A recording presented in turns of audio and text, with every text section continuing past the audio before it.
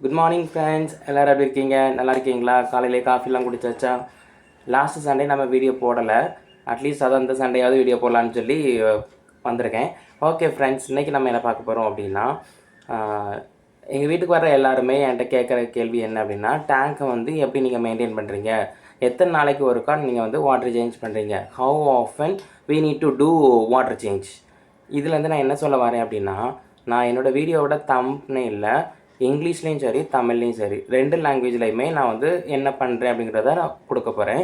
இதனால் நீங்கள் என்ன பண்ணலாம் அப்படின்னா, நீங்கள் அட்லீஸ்ட் ஒரு சென்டென்ஸை வந்து நீங்கள் இங்கிலீஷில் கற்றுக்கலாம்.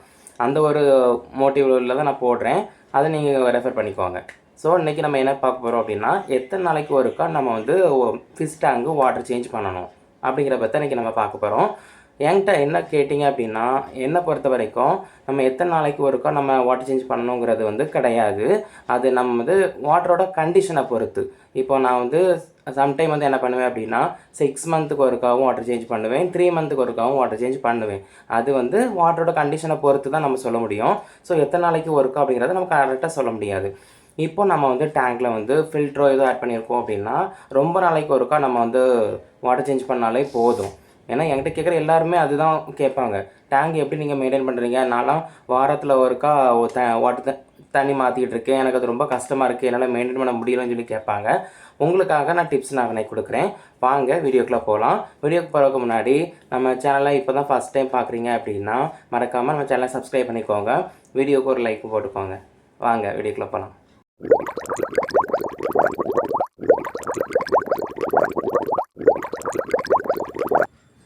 இதுதான் என்னோடய டிஸ்பிளே டேங்கு. இந்த டேங்க் வந்து என்கிட்ட எவ்வளோ நாளாக இருக்குது அப்படிங்கிறது உங்கள் எல்லாருக்குமே தெரியும்.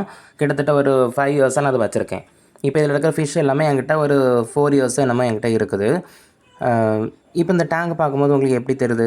எந்த அளவுக்கு கிளியராக இருக்குது பார்த்தீங்களா? இப்போ இதுலேயுமே இன்னும் நல்லா வேறு நிறைய இன்ஸ்ட்ருமெண்ட் இப்போ நம்மக்கிட்ட இருக்குது. அதெல்லாம் யூஸ் பண்ணி இன்னும் க்ளீன் பண்ணால் இன்னுமே சூப்பராக அல்ட்ரா க்ளீனாக கூட வரும் டேங்க்கு. ஆனால் நான் சும்மா எல்லாருமா பண்ணக்கூடிய விஷயமாக நான் சொல்லிக்கிட்டு இருக்கேன். இதில் பார்த்தீங்க அப்படின்னா, இந்த டேங்க் வந்து இப்போ நான் தண்ணி சேஞ்ச் பண்ணி எவ்வளோ நாள் ஆகுது அப்படின்னா 3 மந்த் ஆகுது. இப்போ நான் என்ன பண்ணணும் அப்படின்னா, டேங்க் வந்து கிளியராக தான் இருக்குது அப்படி தானே, நான் சேஞ்ச் பண்ணணும்னு அவசியம் இல்லை. இப்போ இந்த டேங்க்கில் வந்து ஒரு இன்டர்னல் ஃபில்டரை நான் வச்சுருக்கேன்.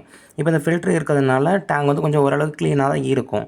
சம்டைம் நீங்கள் என்ன பண்ணுவீங்க அப்படின்னா, இந்த சைடில் இருக்கிற அந்த டேங்கில் படிக்கிற அந்த கரை இதுக்காகவும் நீங்கள் தண்ணி சேஞ்ச் பண்ணுவீங்க. அப்படி நீங்கள் வாட்டர் சேஞ்ச் பண்ணணும்னு அவசியமே கிடையாது.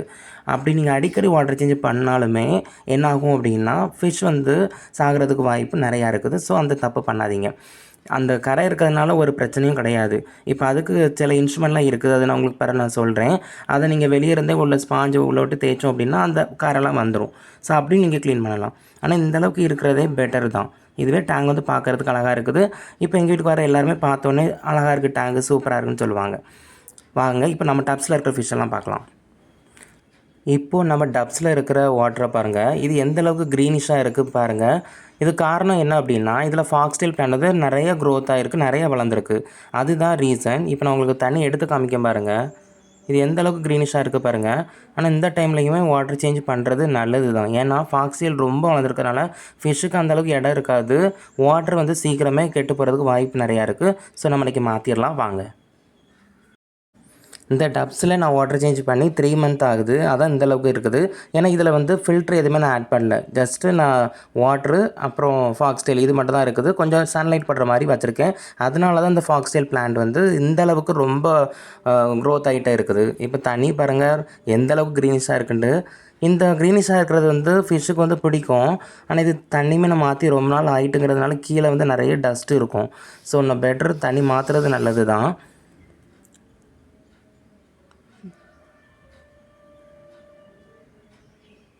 நான் என்ன தண்ணி யூஸ் பண்ணுறேன் அப்படின்னா, நமக்கு வந்து மாநகராட்சியிலேருந்து கொடுப்பாங்கள்ல அந்த நல்ல தண்ணி தான் நான் யூஸ் பண்ணுவேன் எப்போவுமே.